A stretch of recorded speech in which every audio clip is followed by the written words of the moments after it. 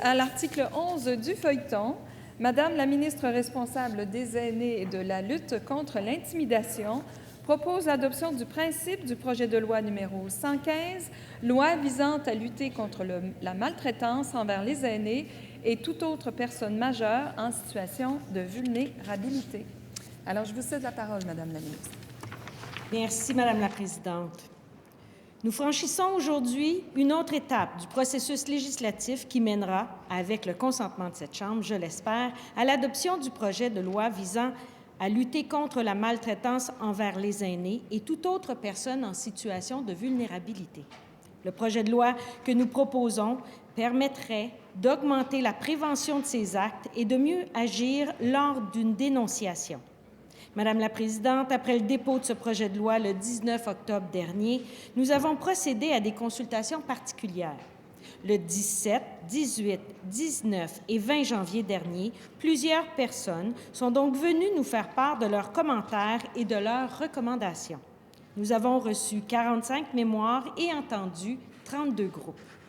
Je tiens à les remercier pour leur contribution. Je souhaite aussi remercier tous les députés de cette Assemblée qui ont participé à ces travaux dans un esprit de collaboration. Cet exercice démocratique constitue une étape importante de l'étude du projet de loi et a été l'occasion de constater que nous avons tous un objectif commun: accroître la prévention des situations de maltraitance et être en mesure de mieux agir lorsque ces situations sont dénoncées. Permettez-moi d'abord de mettre en contexte le projet de loi et d'en préciser les principaux objectifs. Au Québec, 26 mécanismes sont actuellement en place pour mieux protéger nos aînés et les personnes en situation de vulnérabilité.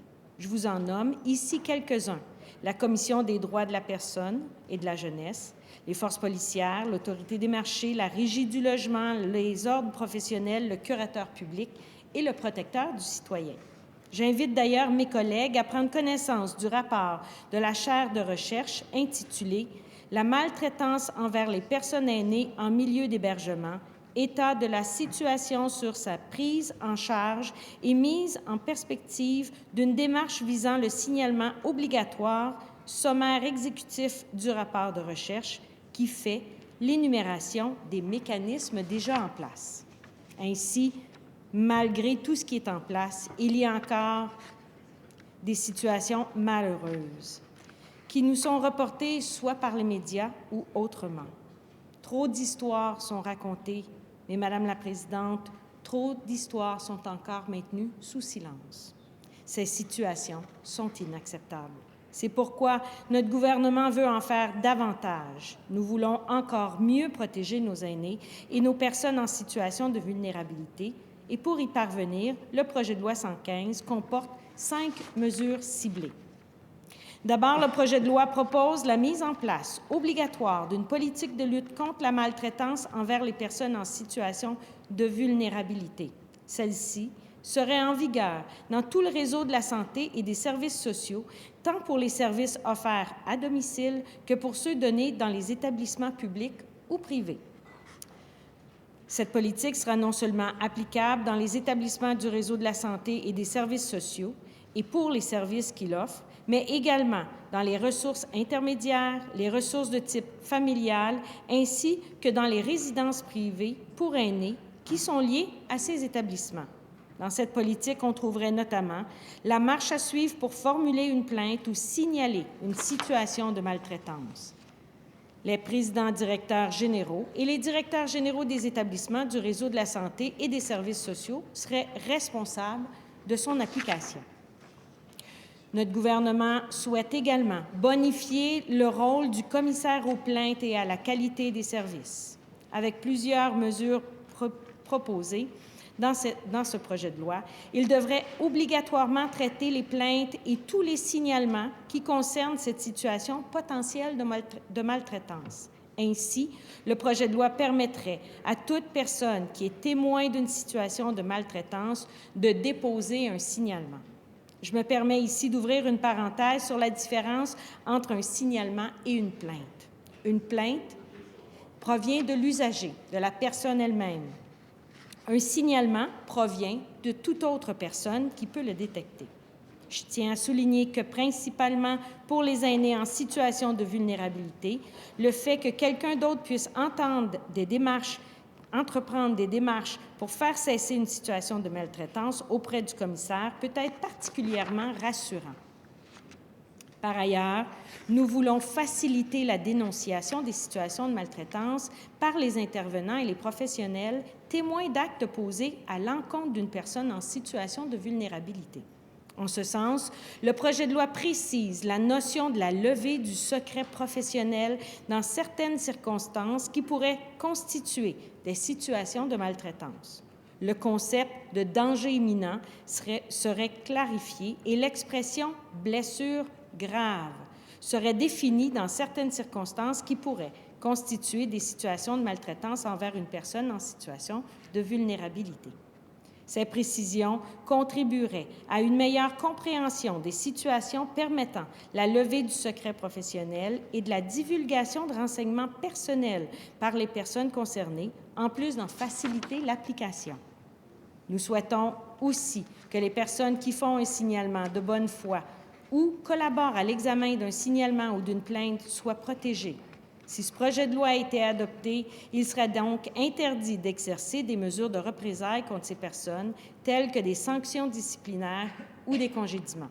Elles ne pourraient pas non plus être poursuivies en justice.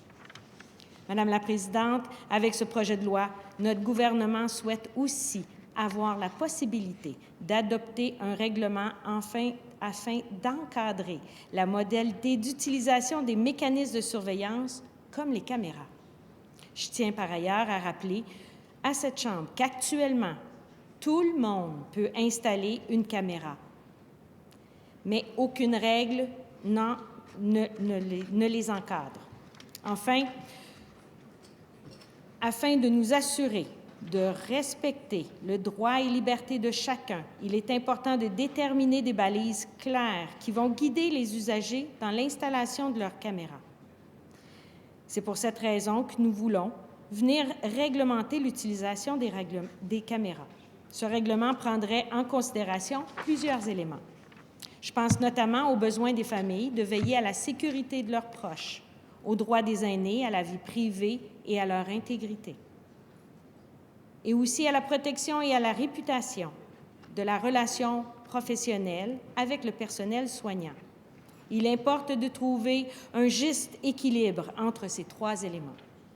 Nous voulons que les modalités d'utilisation des mécanismes de surveillance soient clairement balisées, tout en réduisant au minimum les incidences sur la vie privée.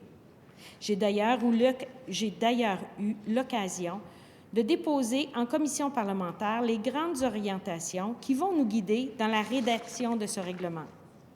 Je tiens finalement à rappeler que nous avons rencontré tout près de 30 groupes et partenaires pour discuter de ces grandes orientations.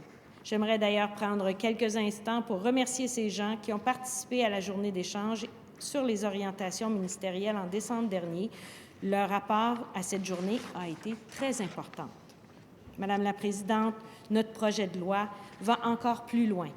Il s'adresse aux aînés qui sont chez eux, dans leur maison. Nous souhaitons garantir une meilleure protection à ces aînés qui ne sont pas pris en charge par le réseau de la santé, ceux qui vivent encore dans leur maison. Pour certains, des personnes seules, pour d'autres, des personnes isolées.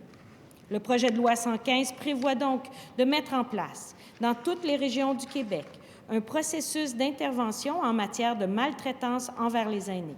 Cette mesure fait suite à un projet pilote d'entente socio-judiciaire que nous avons mis sur pied en Mauricie, centre du Québec, en 2014.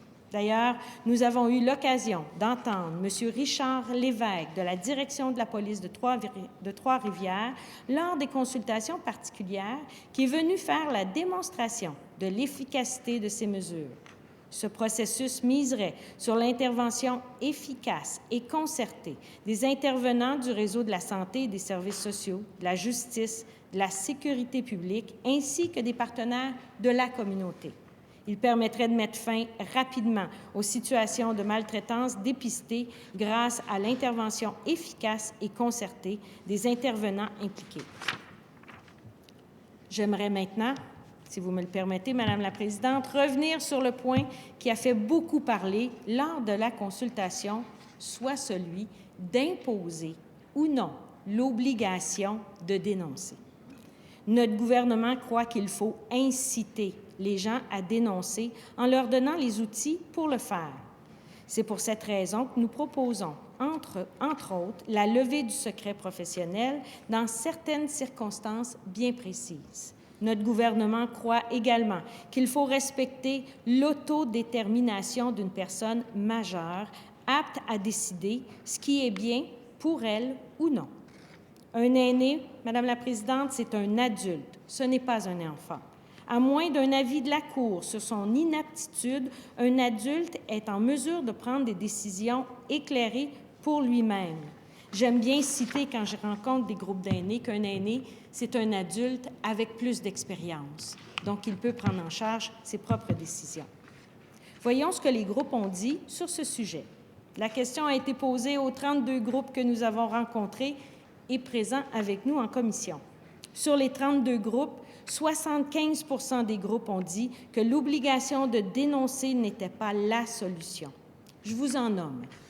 La chaire de recherche sur la maltraitance envers les personnes aînées, le Conseil interprofessionnel du Québec, le Protecteur du citoyen, le Regroupement provincial des comités des usagers, la CSN, la Commission des droits de la personne et de la jeunesse, la chaire Antoine Turmel sur la protection juridique des aînés, la Chambre des notaires du Québec, la Fédération interprofessionnelle de la santé du Québec, Maître Jean-Pierre Ménard, le Regroupement québécois des résidences pour aînés, le Regroupement des commissaires locaux aux plaintes et de la qualité du Québec, l'Ordre des comptables professionnels agréés du Québec, la CSQ, M. Richard Lévesque de la police de Trois-Rivières, l'Ordre des travailleurs sociaux et des thérapeutes conjugaux et familiaux du Québec, l'Association des groupes d'intervention en défense des droits en santé mentale du Québec, l'Office des personnes handicapées du Québec, la Conférence des tables régionales de concertation des aînés du Québec, la Fédération des centres d'assistance et d'accompagnement aux plaintes. Lors des consultations particulières, les auditions publiques sur le sujet de loi, sur le projet de loi, nous avons entendu Madame Marie Beaulieu, titulaire de la chaire de recherche sur la maltraitance envers les personnes aînées. Madame Beaulieu a mentionné en commission parlementaire qu'au printemps dernier, elle a eu l'occasion d'assister à un congrès international qui se tenait en Australie. Je la cite. « La personne qui est responsable de l'application de la loi avec signalement obligatoire disait à l'ensemble des gens, depuis qu'ils ont rendu la loi obligatoire pour la dénonciation, il y a moins de signalements. Donc, ça a eu un effet pervers, puisque les gens, avant de signaler, quand c'est obligatoire, savent qu'ils vont mettre en branle un processus qui est tellement grand qu'ils vont attendre beaucoup plus longtemps d'être complètement certains que cette situation de maltraitance soit rapportée. » Madame Beaulieu a également ajouté que le Québec n'est pas dépourvu de moyens pour lutter contre la maltraitance et elle a recommandé non pas de créer de nouveaux mécanismes comme une loi avec dénonciation obligatoire, mais bien de renforcer un certain nombre des mécanismes déjà présents. Ainsi, comme je l'ai mentionné au début, le Québec est doté de plusieurs mécanismes. Avec notre projet de loi, nous venons bonifier les mécanismes existants afin de mieux protéger les aînés et les personnes en situation de vulnérabilité. Concernant l'obligation pour les établissements de se doter d'une politique pour lutter contre la maltraitance, les groupes nous ont rappelé l'importance de bien informer les résidents et les familles de leurs recours, leurs droits et des moyens mis à leur disposition. Un travail de sensibilisation auprès de l'ensemble des acteurs devra donc accompagner la mise en place de ces politiques. Nous avons bien entendu. Concernant l'obligation de doter les établissements d'une politique, plusieurs groupes nous ont signifié qu'il serait important pour le gouvernement de bien accompagner les établissements afin d'avoir des politiques respectant des principes communs, mais également qui reflètent leur milieu de vie. La question du rôle du commissaire local aux plaintes a également soulevé certaines préoccupations quant à la charge de travail qui les accompagnerait. Je tiens à rassurer mes collègues en rappelant que nous travaillons de près avec le ministère de la Santé et des Services sociaux afin de bien répondre aux demandes. Je tiens également à rappeler que lors du dépôt du projet de loi en octobre dernier, mon collègue, le ministre de la Santé, a rappelé, en parlant du commissaire local aux plaintes, et je le cite, « S'il y a des besoins de ressources supplémentaires, nous serons au rendez-vous. » Madame la Présidente, les actes de maltraitance sont inacceptables et nous devons accentuer nos efforts et mettre en place les mesures nécessaires afin d'offrir aux aînés du Québec et à toute personne en situation de vulnérabilité des milieux de vie sécuritaires. Je peux dire, sans me tromper, que peu importe le côté de cette Chambre, nous partageons tous cette volonté commune d'améliorer la sécurité de nos aînés et d'en faire encore plus. C'est pourquoi j'invite mes collègues à adopter le principe de loi 115 qui met en place un processus sécuritaire et bienveillant pour les aînés et les personnes en situation de vulnérabilité. Merci, Madame la Présidente.